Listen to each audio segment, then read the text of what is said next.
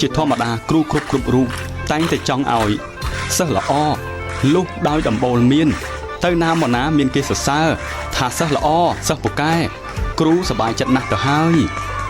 វិធីសាស្ត្រអប់រំសិស្សវាមានតិចមានក្តៅអញ្ចឹងហើយ